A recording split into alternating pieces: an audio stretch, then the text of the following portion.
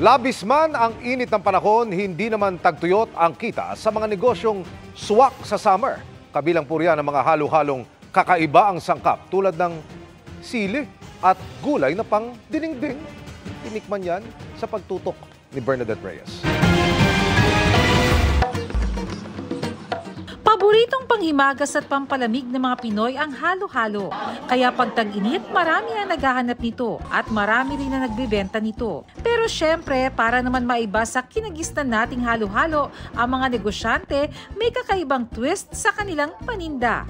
Ang dinarayong tindahan ng halo-halo sa Barangay Holy Spirit sa Quezon City, mayroong sili-flavored halo-halo, leche flan at durian-flavored halo-halo. Pero imbis na crushed ice, flavored ice cubes ang gamit. Mas lalo nagkakalasa nga po dahil nga po sa flavored na po siya.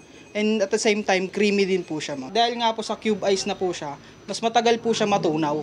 Yun po, ma'am. And then sa lasa? Lasa po, ma'am, is masarap naman po talaga siya, kaya po kami binabalik-balikan. Lasang sili nga! Oh my goodness! Ang anghang! Sa halo-halo store na ito, laging mahaba ang pila o di naman kaya laging sold out ang kanilang mga halo-halo dahil ang kanilang mga flavors inspired ng mga paborito nating Filipino desserts. Buko pie. So we did the halo-halo version. The Maha Blanca, which is kasama yan ng mga sapin-sapin. Scramble, naalala ko kasi sa school yun eh. Alam mo yun, paglabas ng school, yun lang yung dessert na alam natin besides the fishball, the kikiam. Actually, wala pang kikiam eh, parang fishball lang eh. Mango Graham, it's now. Si Ann, pumila ng mahigit 1 oras para makabili ng halo-halo. Yung palang nasa harap ko, siya mang in-order. I have to wait, well, I have no choice. Pero sulit. Sulit talaga siya. Etong si Marjay, not just one, kundi 15 halo-halo ang binili. Ito yung cravings nila, so dinayo namin dito. Galing pa kami Marikina. Ube yung pinaka-natikman ko, yun, masarap siya talaga. Hindi siya not your ordinary or halo-halo talaga. Sa Lawag City, Ilocos Norte, may bersyon ng halo-halo na ang sangkap, mga gulay na karaniwang matatagpuan sa sikat na Ilocano dish na dinengdeng na may malunggay, kalabasa at taro.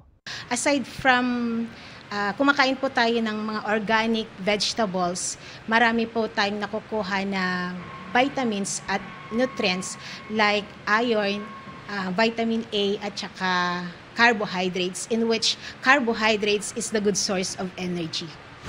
Refreshing fruits naman ang panlaban ng halo-halong ito sa Barangay Sampaga East sa Batangas City. Meron itong melon, pakwan, mangga at iba pa. Mas malasa pa raw ito dahil sa kanilang flavored ice. To make it more special, may ice cream, leche flan, queso at cornflakes. Yung halo-halo namin, hindi siya ganoon katamis na na saktong-sakto lang talaga. Yung sweet niya galing doon.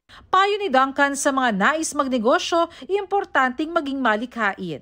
Na-realize ko na instead na kalaban ko sila, everybody after nila kumain, ako na yung pupuntahan nila. Para sa GMA Integrated News, Bernadette Reyes, nakatutok 24 oras.